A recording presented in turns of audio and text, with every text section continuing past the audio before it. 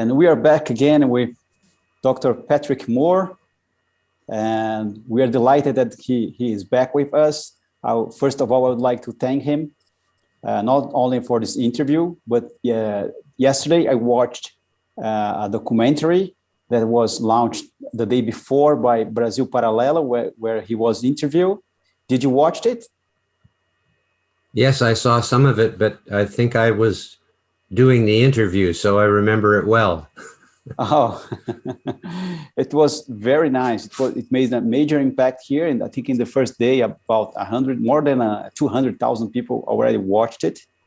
Really? Yes, and it's amazing. The people from Brasil Paralelo is very good. If you need to watch it all the way through, if you can, if you haven't, it is great stuff, and you appeared at a lot, and it almost ended with your book, and it's a very compelling argument for what is going on with Brazil in special, and with NGOs around Brazil.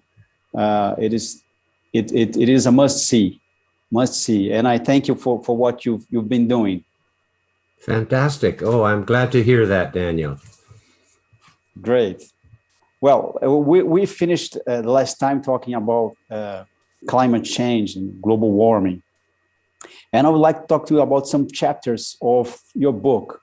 And maybe we could start about forest fires and what is the truth about that. And I'll say some things that I've noticed where the places I've been. I've been to Jalapão, which is in the center of Brazil, which is a wonderful place. It's in the Cerrado right now. And I could see there were some fires around us in some places, really small fires. And we got to it is a very tough place to get to. It's about 5 hours of dirty roads, very bad dirty roads, but it's a beautiful place. And we went to see a local NGO, and it was a very nice NGO, about two guys that were taking out the garbage from that city and putting out, and they were planting trees around where the garbage was thrown before. And they told us that they were setting those fires at night or close night, which is not that warm, because they want to prevent the biggest fires from coming in. And later on, we went to see another community, as they say there. They work with what they call golden rice. They made handcraft with this golden rice. And we were talking to them, and they said, "Whoa, you that's something new." They were working with this golden rice. It's a very beautiful rice they make art craft. And they said, "Well, how you are managing this? Is it okay since you are now taking this grass?" And they said, "Well, it is, but we discovered that we need to set fire on them for them to germinate. So they can the seeds of this golden grass will only germinate if they set fire on them." And I was in Australia 4 years ago, and a tour guide told me that the seeds from the eucalyptus need to burn to germinate. I've tried to find this here around the internet, but I couldn't find. So what is the truth about fires? Is it common to have? Was it before humans, forest fires common? How does it work? Well, there's many aspects to forest fires. First, before humans, there was lightning. And lightning has always started forest fires around the world. But lightning is only in some places. It isn't everywhere. So some forests would never see lightning and would never burn. So the trees would just live and die and live and die, like any species does, and continuously turn over. So the forest would remain a forest through many, many thousands of years at sometimes. We have forests here in Canada, in the wet parts of the West Coast, like where I live on Vancouver Island, which have not been major disturbed since the ice went away. from the last glaciation. So 10,000 years, the forest has never been radically disturbed. Trees have just lived and died, and new ones come from below when the old ones die. But where there is lightning, lightning can cause a massive fire. If the wind is blowing hard, if the fire can go up a mountain, if it's dry in the summer, then you can have fires which are massive, purely natural. But then humans came and began to use fire in many different ways. One of the early ways to use fire was to clear the dead wood and the brush from below to promote the growth of new grass and fresh grass for wildlife, and thus to increase the amount of wildlife to use for food. So this has been used for thousands of years. In Australia, and especially in the US Pacific Northwest where it's dry, it's been used, but all through North America and all through Australia, the early people, the first people, in Australia, the first people came 60,000 years ago, and they had the fire stick. And in the spring, when the land is still not too dry and it's not too hot, and on a day with no wind, they would start fires.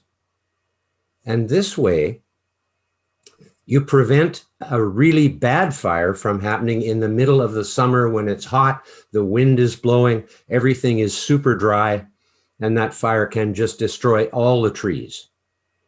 So when you see catastrophic wildfire, as they are called, usually meaning all the trees are dead or nearly all the trees are dead after the fire, it's almost always because a lot of dead wood has accumulated on the ground. And that dead wood then starts a fire which goes up into the trees. But if that dead wood is not there, then the fire just goes on the ground. And so using fire to prevent catastrophic fires was a major tool for Aboriginal people in many parts of the world, I assume, but we know for sure the Australian and North American examples. This has been forgotten or ignored, would be more to the point.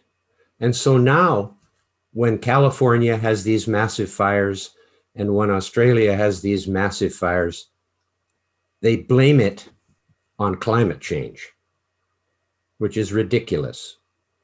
Forest fires have happened all through every kind of climate that has ever existed in the world. And right now, actually, the Earth is colder than it has been through most of the history of life. This is one of the great ironies of this. The world is getting too hot.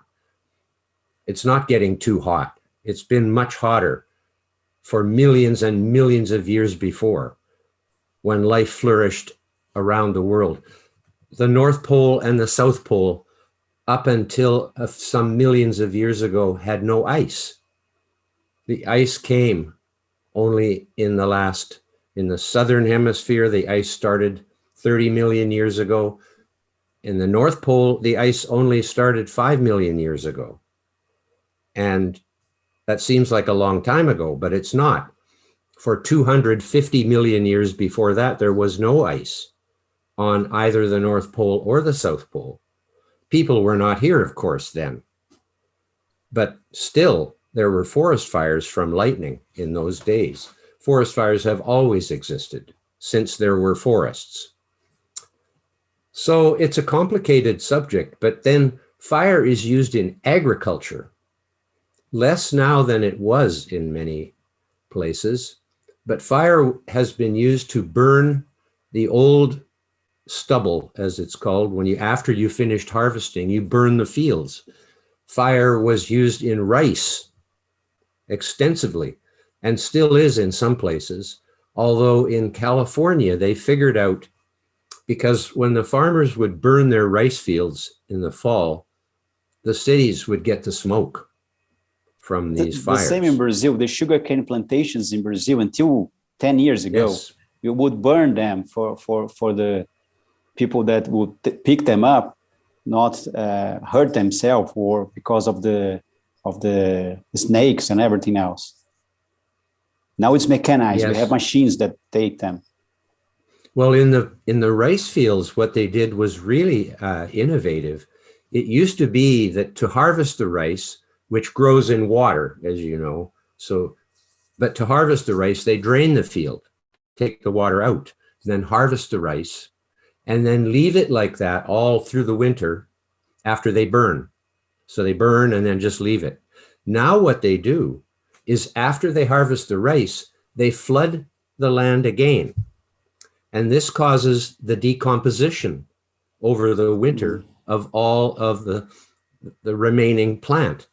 And indeed, it causes all these shorebirds to come, long-legged birds that go in the water to feed. And some birds have short legs, other birds have long legs.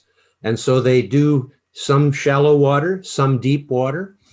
And I was at a ceremony some years now back, maybe 12, 15 years ago, when this whole rice field area, 500,000 acres, so many couple 100,000 hectares of rice fields, were declared a shorebird area of international consequence, like a really important place, where before there was no place for shorebirds there.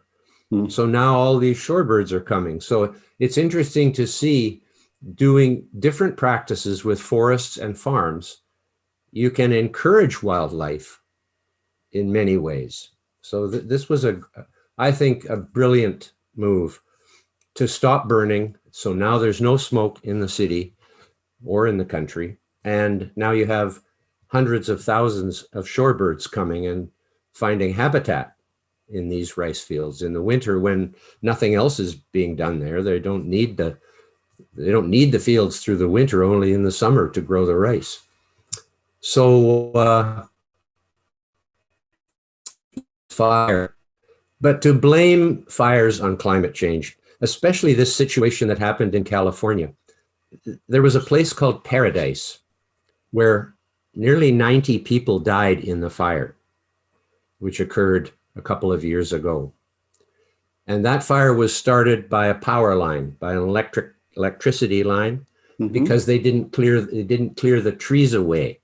So a tree fell on the power line and started this fire. So that was the first stupid thing. You should never have trees so close to a high voltage power line in the middle of a dry forest, or you can start a fire. But the other thing they did was they built a whole town of houses like suburbs in the forest, in a pine forest, which is dry. And you know the difference between needle trees and leaf trees? Or maybe you don't have many needle trees in Brazil. You have only leaf trees. But trees like pine, yes, which are coniferous trees, the language is difficult because a lot of people know what a coniferous tree is, but then what is the tree with a big leaf? What do you call that? It's an angiosperm. Hardly anybody knows that term. So that's the difference, though, is between a tree with needles, like long, thin needles, versus a big, wide leaf, or even small leaf, but like a willow tree. The leaf trees do not have pitch in them. They don't have the pitch which burns, pitch. It's sticky, you know, and so that burns very easily. So if you build houses right close in with needle trees, when they catch on fire, they just burn everything. And they built this town so the trees were right next to the houses. Instead of clearing away the needle trees and planting leaf trees, which would not burn so easily, and also leaving lots of open space with just grass and maybe some shrubbery. If you're going to build a city or a town where there's a lot of trees, you should change things, especially if it's a eucalyptus trees actually are leaf trees which do have a lot of fire promoting pitch in them. Mhm. So you don't want them right close to houses. Management of the forest is a complicated subject. And either, some forests are for parks so that they're protected. But you still have to manage those forests. And if you restrict the timber industry, so no money is being made from the forest, then how do you manage the forest? So there's so many factors involved. And today the problem is the people who think they are so smart, the Greens in the city, are now in control of the forests in the country in many parts of the world. And they don't know what the... They don't know how to do it. I read a report about a scientist in Australia, I forgot his name, 20 some years ago. On this part of Australia, or Australia in general, they were prevented from preventing fires, setting small fires to prevent the big ones. And he said, in 20 years, you see huge fires. And that's what happened 2 years ago. He was right, as you said. That's right. And so the people who understand forests, often called foresters, professional foresters, have been given no chance to do their work, because these Greens in the city, who have more people and more votes and more influence, more power, they say how they want to do it. And mostly the way they want to do it is to do nothing, to just let the forest be. And then when lightning comes or a campfire comes and burns, people throw a cigarette, the tree falls on a power line and starts a fire, then you have a huge fire. Instead, where if you manage the forest to prevent fires from becoming so massive, it can be done. And it was done for 60,000 the people of Australia did this effectively, and the people in the dry forests of the United States also did it. They used fire to fight fire. But for a lot of people, this doesn't make sense. Why would you start a fire on purpose? Well, because you can do it in such a way as you have a small fire, which does burn away the dead wood, but doesn't kill the trees and doesn't kill the people or burn down half a city. So this is a very complicated subject. My family has been in forestry on Canada for 100 years. And I also studied forest ecology quite deeply at university and have always been greatly interested in the subject. And it's unfortunate, there are many good things about mechanization. This is one of my themes. The mechanization of agriculture, forestry, mining has saved millions of people from a life of toil where they die young because they work too hard, manual labor. People don't realize that before mechanization of agriculture, it took between 75 and 80% of the entire population to grow the food. People don't know that that changed 100 years ago. But if you go to Bangladesh today, you will see that still something like 60% of the people are engaged in agriculture, because much of it is still done with your hands. Yeah. But when you have machines, less than 5% of the people are needed for agriculture. And the main result of this is that now all the other people can do something else, like make machines, or be professors, or scientists, or other kinds of professionals. And then results a majority of people move to the city, because now they don't need to live in the country, because it only takes 5% or less to grow the food, so only 5% remain in the country. Now the city has almost all the people, which is good for the rights of women, education. Children don't have to go to work on the farm when they are 6 or 8 years old, so that they can go to university instead. All these benefits of mechanization are real. But the downside of mechanization is now the city people are in control.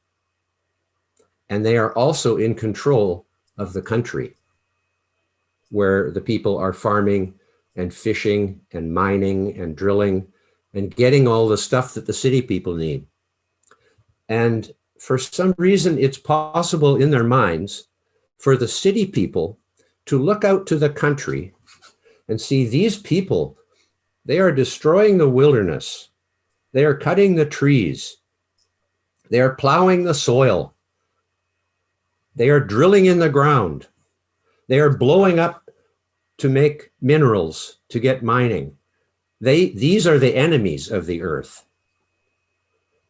They forget that the only reason those people are doing those things is to get the food, the energy, and the materials to build the cities, so those people can live there.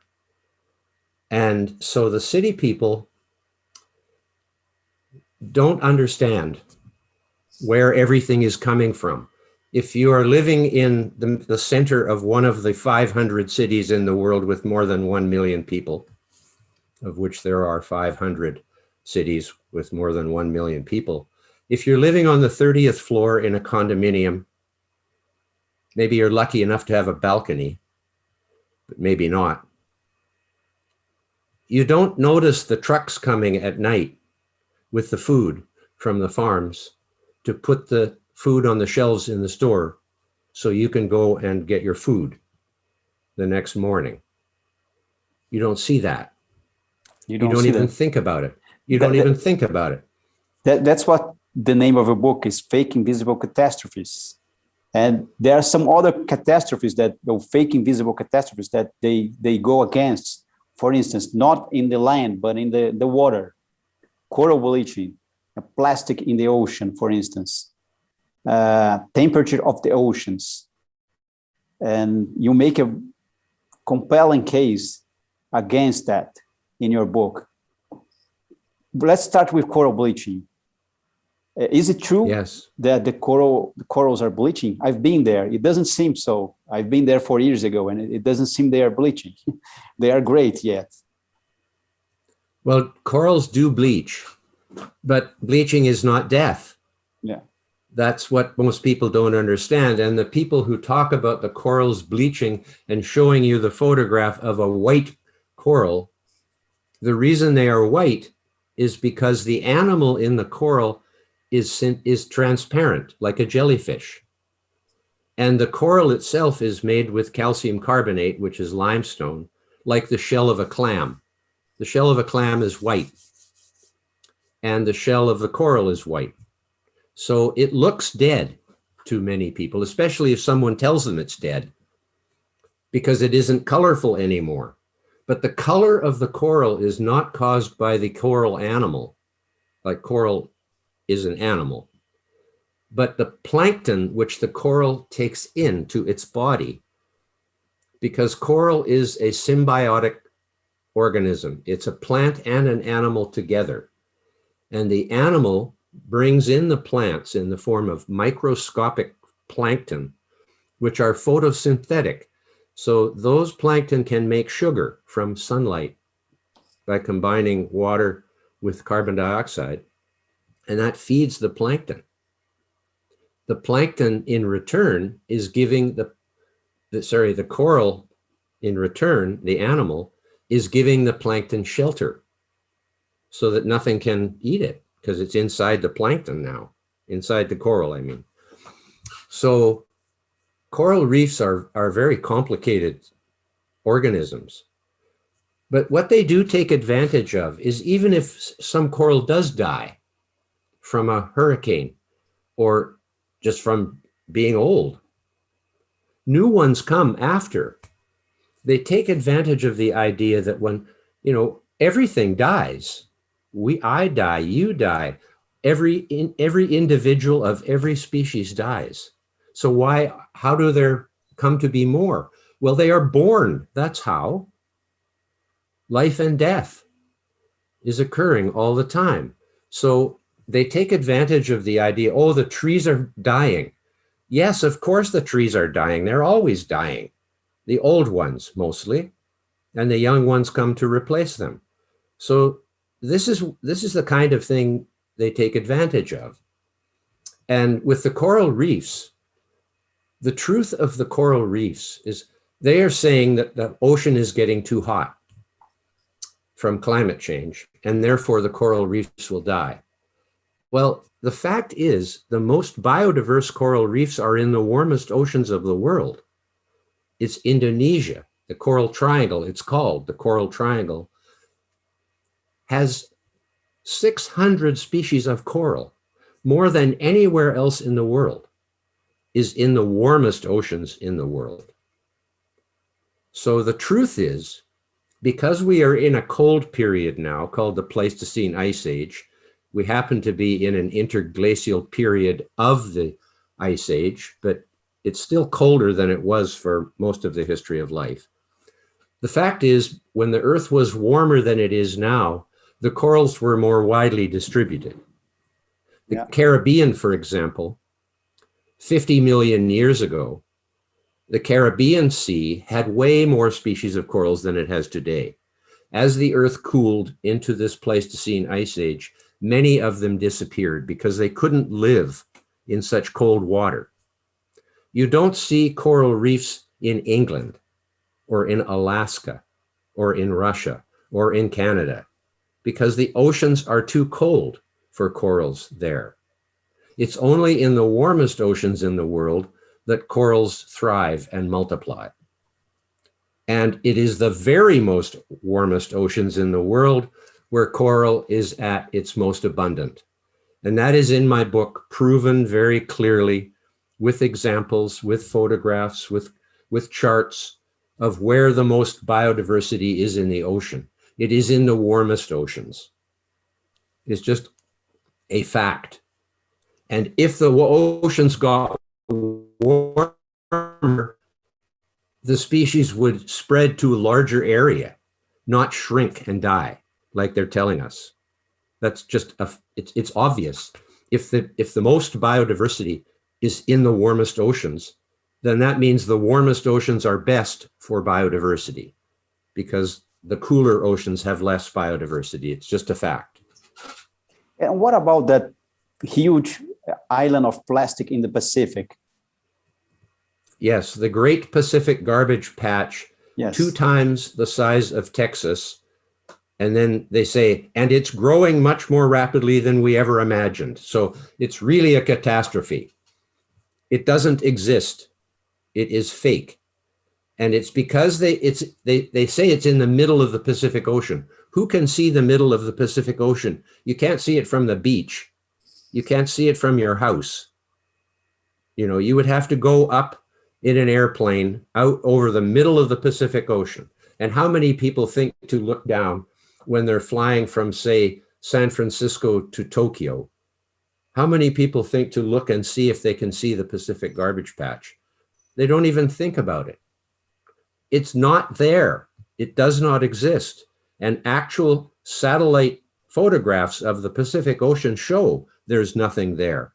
But if you go on the internet and you put in Great Pacific Garbage Patch, you get all these images, which are basically total photoshopped. They take a picture of the Pacific Ocean and draw a big thing, a big blob on it and paint it brown and say, this is the Pacific Garbage Patch. This is where it is. Or they take a real photograph of the tsunami in Japan where 20 whole towns were washed into the sea and everything in those towns, the houses and everything. And they show a picture of this giant area of debris and say, this is part of the Pacific Garbage Patch. And then you see in the background mountains. It's in my book. It shows the picture. Yes. There's mountains in the background. There's no mountains in the Pacific Ocean in the middle of it.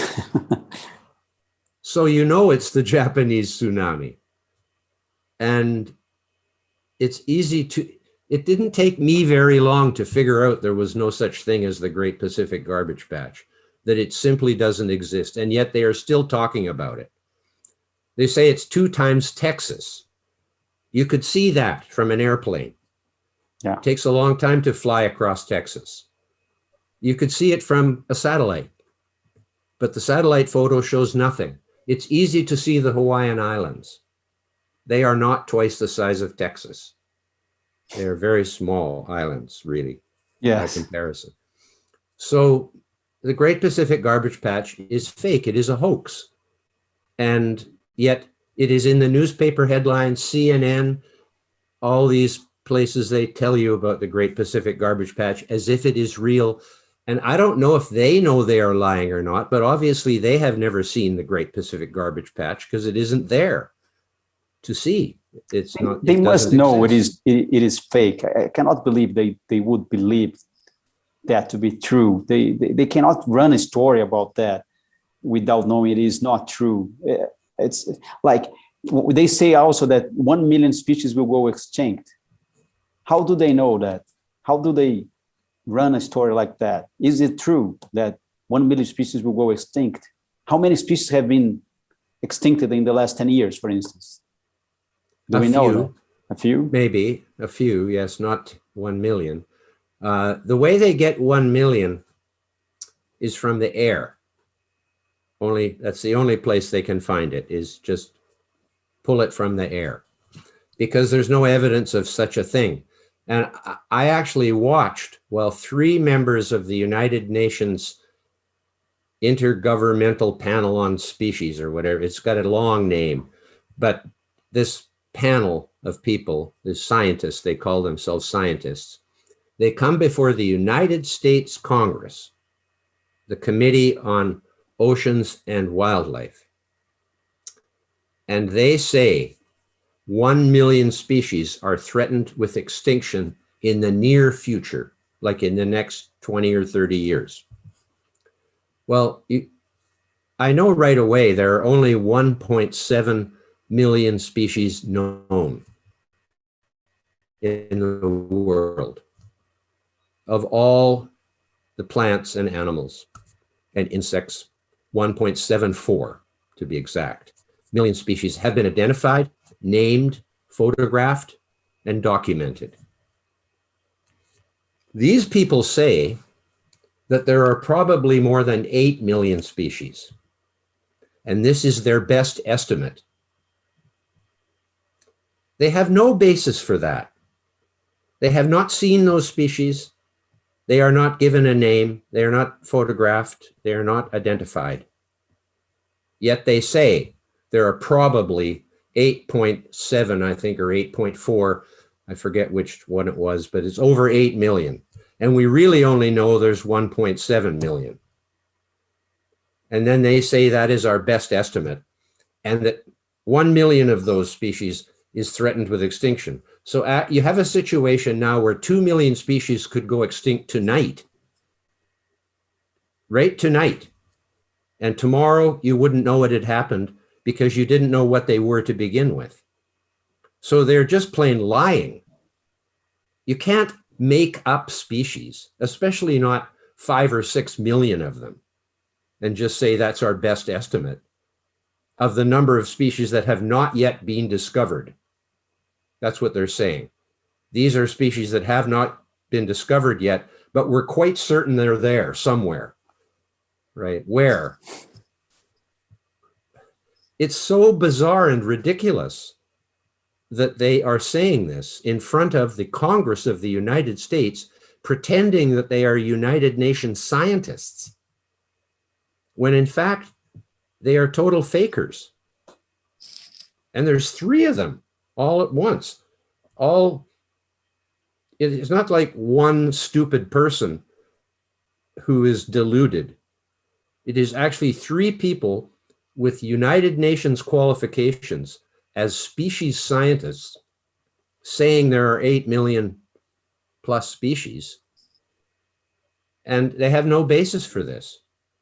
They don't have anything except their word to the US Congress. And when myself and Mark Morano, who is with the Climate Depot, which is one of the biggest websites in the skeptic climate field, the two of us were there to testify. We testified very credibly.